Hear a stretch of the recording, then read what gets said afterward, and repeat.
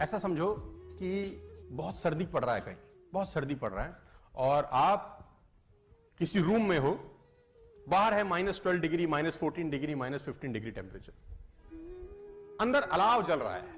अलाव समझते हैं आप लोग, आग जल रही है, बॉन फायर जला रखा है आप, उसमें लकड़ी डाल रखी है अंदर और -15 डिग्री बाहर है, आप अलाव के पास बैठे हैं, आपको सर्दी लगेगी कि नहीं लगेगी? नहीं लगेगी ना। जैसे जैसे अलाव से दूर होते जाएंगे सर्दी लगना महसूस होता जाएगा कि नहीं होता जाएगा। बाहर जितना भी टेम्परेचर है, अगर आप अलाव के पास हैं तो बाहर का टेम्परेचर आपका बाल भी बांका नहीं करता। क्या मैं ठीक हूं? तो ये अलाव ही है, ये ट्रेनिंग कि इसमें रहेंगे, बाहर का टेम्परेचर कुछ भी हो, तकलीफ कुछ भी हो, आपका कुछ नहीं उखाड़ता फिर वो। और सीखना जरूरी है क्योंकि बाहर बहुत सारे सवाल होंगे आपसे, जब तक आपको पता नहीं होगा जवाब क्या देना, आपको बहुत तकलीफ आएगी। वो एक बहुत पुरानी सी कहानी है कि एक आदमी ना आंख चेक कराने चला गया, बहुत जगह सुनाया मैंने। आंख चेक कराने गया तो वेटिंग थी, तो सोफे पे बैठ गया। जो ऑप्टोमेट्रिस्ट था वो किसी आदमी की आंख चेक कर रहा था, तो उनके पास एक चश्मा सा रहता है ना, जो खाली रहता है अंदर। तो उसने उस आदमी को चश्मा लगाया और उसमें एक शीशा डाला। अब दिख रहा है तुझे? तो बोला ना। तो उसने बोला शीशा निकाल के दूसरा डाला, बोला अब तुझको दिखता है? तो बोला नहीं, थोड़ा थोड़ा दिखना शुरू हो गया। अब ये बाहर बैठ के ऑब्जर्व कर रहा है उसको। फिर उसने तीसरा डाला, बोला अब कह रहा अब थोड़ा सा साफ हुआ है। फिर उसने चौथा शीशा डाला, बोला हाँ अब मुझे बिल्कुल दिखाई। तो उसने पर्ची बनाई कि बाहर चश्मा बना दिया। अब ये गया, अब इसका नंबर था, ये तो देख रहा था बहुत देर से। अब उसको भी वो चश्मा लगाया जिसमें 2 छेद थे। पहला शीशा डाला, तो तुझे दिख रहा है? बोले नहीं।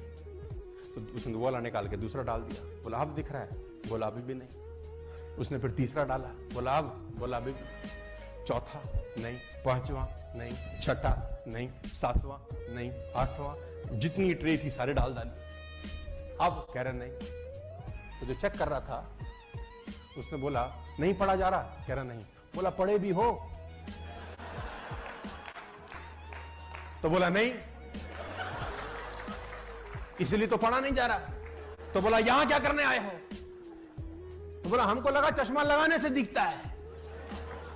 उसको बोला चश्मा लगाने से दिखेगा तभी जब पढ़ाई अंदर पहले से होगी, अंदर से होगी तभी दिखाई देगा। अंदर से होगी ही नहीं तो दिखाई। मैं चाइनीज लैंग्वेज लिख दूं यहां, चाइनीज, कुछ चाइनीज ची चो चा चा चो है, ऐसा कुछ लिख दूं तो तुम पढ़ पाओगे क्या? जबकि तुमको दिखता भी है, परफेक्ट नजर आता है। चाइनीज लैंग्वेज पढ़ पाएंगे? अरबी लैंग्वेज?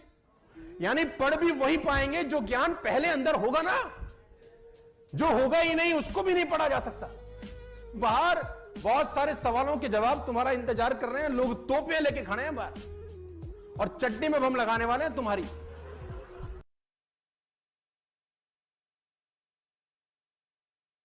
एक किसान की कहानी सुनाता हूं मैं आपको। एक बहुत मेहनती किसान था। वो बहुत मेहनत से अपने खेत की रक्षा करता था, बीज बोता था, फसल उगाता था, उसको काटता था और पैसे कमाता था। बड़ा ईमानदार था अपने काम के अंदर। लेकिन अब उसका खेत बहुत बड़ा हो गया, पैसे उसने कमा लिए तो आसपास का भी जमीन उसने खरीद लिया। अब उसको एक सपोर्ट सिस्टम का जरूरत पड़ा। अब उसको लगा मेरे से अकेले से नहीं होगा, तो मुझे कुछ ना कोई आदमी चाहिए जो मेरी सपोर्ट कर सकता हो। तो उसने इंटरव्यू लिया 2-4 लोगों का कि यार क्या तुम मेरे खेत में मेरी सपोर्ट करोगे, ये तुम्हारा सैलरी है। तो 4-5 लोगों से उसने सवाल पूछे कि तुमको एग्रीकल्चर के बारे में क्या नॉलेज है और तुम कैसे सपोर्ट कर सकते हो। तो सब लोगों ने उसको अलग अलग जवाब दिए। उसको किसी का जवाब समझ नहीं आया तो उसने सबको रिजेक्ट कर दिया। एक लड़के से उसने सवाल पूछा कि तुम क्या करोगे, कैसे करोगे। तो उस लड़के ने बड़ा अटपटा जवाब दिया, समझ उसको नहीं आया, लेकिन उसने उस जवाब के कारण उसको रख लिया। उसने बोला तुम क्या करोगे? वो बोला I can sleep when the wind blows. जब बहुत तेज हवा चलेगी तो मैं सो जाऊंगा।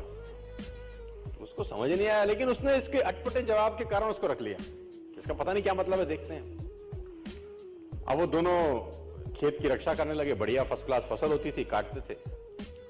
एक बार रात को जो मालिक था उस खेतों का उसने दौड़ते दौड़ते ढूंढा उस आदमी को जिसने उसको नौकरी पे रखा था, I can sleep when the wind blows को, और